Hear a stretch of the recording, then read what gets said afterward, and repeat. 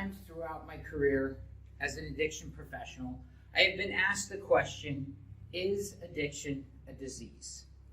And my response was always the same, that it wasn't important, and that the only thing that was important was what someone was doing to overcome their addiction.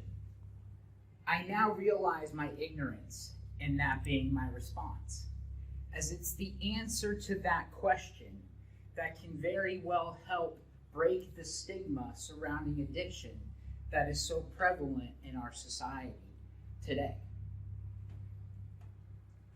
According to the American Medical Association, the answer to that question is yes. In 1956, the American Medical Association classified alcoholism as a disease. And then in 1987, the American Medical Association, as well as many other medical associations, classified addiction as a disease. Why do we call addiction a disease? Do we have any house fans in the audience today? For those of you who are not familiar with Dr. House, he's a fictional character in the TV show House, who is often tasked with solving very difficult medical problems and situations. In one particular episode, Dr. House is holding a syringe full of medication that he would like to administer to an unconscious patient.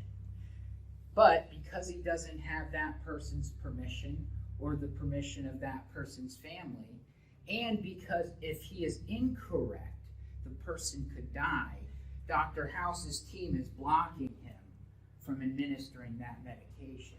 And so he reluctantly hands over the syringe to his team, and he starts to exit the room, and just as you think he's about to, he pulls out a second syringe, stabs it into the patient's leg, and they miraculously, immediately wake up. And the whole team says, how did you know that they wouldn't die and that you were right? And he said what he always says, because it fits. And so to answer the question, why do we call addiction a disease? Because it fits. Addiction has all the characteristics of a disease. It's chronic, meaning it never fully goes away. It's progressive, meaning it gets worse, never better when left untreated. If left untreated or mistreated, it can be fatal. I know more people that have died from the disease of addiction than any other cause. And last, it's primary, meaning it was there before anything else. So why are there still people out there that believe that addiction is not a disease? They believe that it's not a disease because they think that it starts with a choice. And so it's important to educate people on what goes on with the disease of addiction. The disease of addiction lies in the brain, more specifically in the limbic system, which is the part of our brain that is responsible for controlling our instincts. There's 4 of them, the 4 F's. Fight, flight, food we all know we have to eat, and fornication.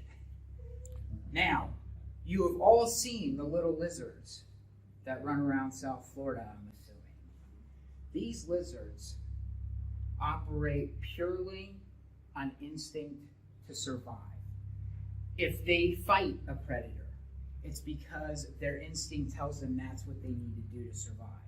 If they flee from a predator, it's because that's what their instinct tells them they need to survive. They eat bugs, ants, insects, anything.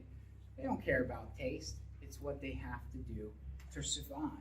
And we all know they're fornicating. That's why there's so many running around. Okay. The human brain, when it comes to addiction, works very similarly. Our brain is hardwired to do things that feel good. We have pro-life rewards. When we do things that are pro-life, we have a pro-life reward response, and it feels good. We have these synapses that send out these neurotransmitters to the receptors, and that gets really complicated. And so I wanted to put it into terms that would make it a little bit easier to understand. When we eat chocolate, our brain hears a whisper. Hey, this chocolate stuff is delicious. Oh my gosh, that one has peanut butter in it. Who thought of that? They're amazing. And so we continue to eat chocolate. We continue to eat things that we like. When we have sex, it gets a little bit louder. Hey, this feels pretty fantastic. We should definitely keep doing this one. So what happens in the brain of an addict when drugs or alcohol are introduced? It's like they stuck their head up to the speakers at a concert and they hear, hey, this feels good. We should keep doing this. And so what happens to the order of their instincts? Drugs become number one. And in that addict's brain, drugs have now become the most important thing to their survival. And so it's no longer a choice. Because in that addict's brain, their brain is telling them that the most important thing to their survival is to continue the use of that particular drug.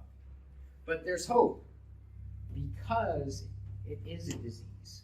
Like with many other diseases, an addict who seeks help and gets treatment can get better and live a happy, healthy, productive life. Madam Toastmaster.